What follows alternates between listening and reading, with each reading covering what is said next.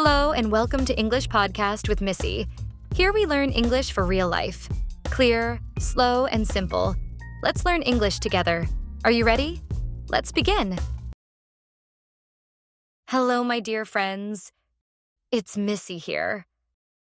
And welcome back to our cozy English corner. Today, I want to tell you a story that surprised me. It wasn't planned. It wasn't dramatic. It was just different.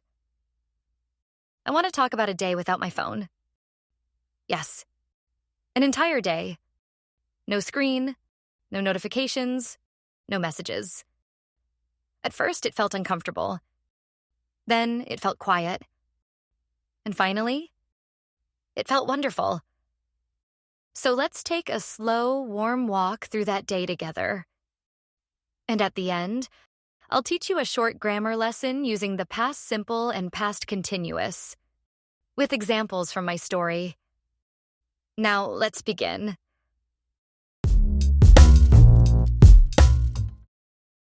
I woke up on a sunny morning feeling rested and ready to start my day. As usual, I reached out my hand, still half asleep, to grab my phone from the bedside table. But my hand touched nothing. I opened my eyes. The table was empty. Huh? That's strange, I whispered to myself. I checked the other side of the bed. Nothing. I looked under the blanket, on the floor, behind the pillow. Still nothing. My heart beat a little faster. Not because I was scared, but because something felt wrong. Something felt missing. Then a memory suddenly came back to me. The night before, I had visited my friend Anna. We drank tea, talked about life, and watched an old movie together. And then I remembered, oh no, I left my phone at her house. I sat on my bed for a moment, just breathing. My room felt unusually quiet, almost too quiet. The kind of quiet you only notice when you lose something important. Usually, the first thing I do in the morning is check messages, scroll a little, or play music. But today, I had nothing to check. It felt strange, like I was wearing my shoes on the wrong feet. But I sighed, stretched my arms, and said, well, I guess this is how today will be. I walked to the kitchen to make breakfast. Normally, I play a podcast, a song, or a YouTube video while I cook. But that morning, I couldn't. So instead, I just listened.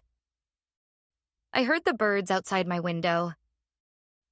I heard the soft bubbling of the kettle. I heard the gentle click of the toaster. These sounds were always there, but I had never paid attention to them before. While I was cooking eggs, I realized how peaceful the kitchen felt. No notifications, no buzzing, no messages popping up on the screen. Just the sound of morning. And then something funny happened. While I was making tea, I reached for my pocket, thinking my phone was there. But of course, the pocket was empty. I laughed at myself. How many times a day do we reach for something that isn't even there? I sat down to eat. My breakfast tasted better somehow. Maybe because I wasn't distracted. Maybe because I was really there. Present, focused, calm. It was a simple meal, but it felt special. When it was time to go to work, I stepped outside, feeling a little lighter than usual. But after a few steps, I noticed something strange. Everyone around me had their heads down. People were walking while scrolling, sitting while scrolling, waiting while scrolling, phones everywhere, screens everywhere. And for the first time in a long time, I had nothing to hold in my hand. So I lifted my head. The sky was blue and wide. The clouds were moving slowly. Sunlight touched the tops of the trees, making them glow. And on the sidewalk, a little boy was trying to catch a butterfly. He jumped, laughed, missed, and tried again. His mother watched him with a soft smile. I stopped for a moment to watch them too. It was such a simple, beautiful moment. The kind of moment I usually walk past because I'm too busy looking down. As I continued walking, I felt something opening inside me. Something small but real. Space. Calm. Attention. I wasn't thinking about messages or news or notifications. I was just walking. Truly walking. In the world around me. At work, something unexpected happened. I talked more. Like, really talked. When coworkers passed by, I didn't pretend to be busy scrolling. Instead, I looked up and said, "Good morning." And guess what? People actually stopped to chat. One coworker told me about her weekend trip. Another shared a new recipe he was trying that night. Someone asked if I wanted to join a group lunch. I listened, carefully.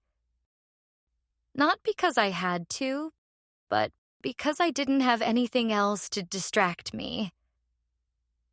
At one point, my colleague David laughed and said, "You look really relaxed today, Missy. What's your secret?" I smiled and said, "I forgot my phone at my friend's house." He looked shocked. "Your whole phone? For the whole day?" I laughed and nodded. It's not as scary as it sounds. And honestly, it wasn't. It felt good. Freeing. When lunchtime came, I went outside and sat on a bench near a small park. Usually I spend lunch scrolling, checking messages, maybe answering emails. But that day, I just sat. People walked past me. Cars moved along the road. A gentle breeze played with the leaves. Clouds floated slowly across the sky. I watched everything. I felt everything. And my mind started to wander. Not in a stressful way, but in a creative way.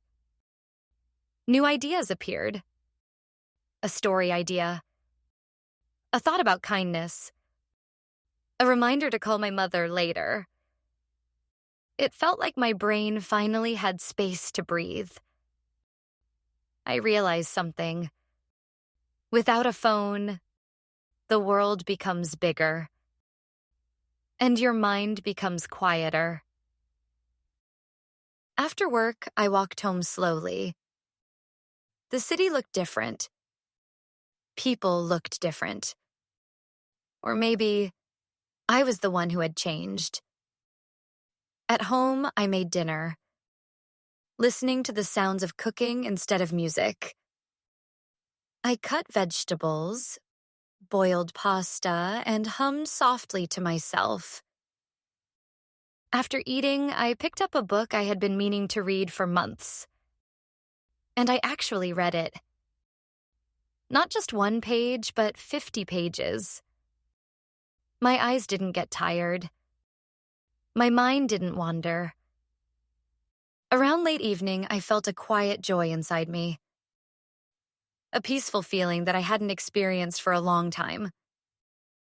I didn't miss my phone. Not really. Not in the way I expected. Instead, I felt connected. Not to a screen, but to myself. That night, as I lay in bed preparing to sleep, I thought about the whole day. And I realized something powerful. Sometimes we think our phone connects us to the world. But sometimes, it disconnects us from the world right in front of us. When we look up, we see people. We see nature. We see life. And most importantly, we see ourselves more clearly. My day without my phone felt like opening a window in my mind. Fresh air, fresh thoughts, fresh feelings. Maybe losing my phone was the best thing that happened to me that week. Now, before we end today's episode, let's talk about the grammar used in the story. Past simple. We use the past simple for completed actions in the past. Examples from the story. I woke up and reached for my phone. I walked to work. I cooked dinner. I read a book. These actions happened once and were finished. Past continuous. We use the past continuous to describe an action happening at a specific moment in the past. An action that was in progress when another action happened. Examples from the story. I was cooking eggs when I realized the kitchen was quiet. Action in progress. Moment of realization. People were walking while staring at their phones. Ongoing background action. I was making tea when I reached for my pocket. Long action plus short action. Past simple plus past continuous together. This structure helps create storytelling flow. Pattern. Past continuous. Background. Past simple. Interrupting action. Examples. I was walking to work when I saw the little boy. I was reading when a new idea came to me. I was eating lunch when I felt the breeze. This combination helps listeners imagine the scene more clearly. Thank you, my dear friends, for spending this gentle, peaceful time with me. I hope my story reminds you that sometimes the most ordinary days can teach us something beautiful. Maybe you can try it too. Just one morning, one afternoon, 1 hour without your phone. You might be surprised by what you notice. Take a deep breath. Be kind to yourself, and I'll see you again in the next cozy episode of our English Corner. Until then, stay present, stay curious, and stay warm. See you.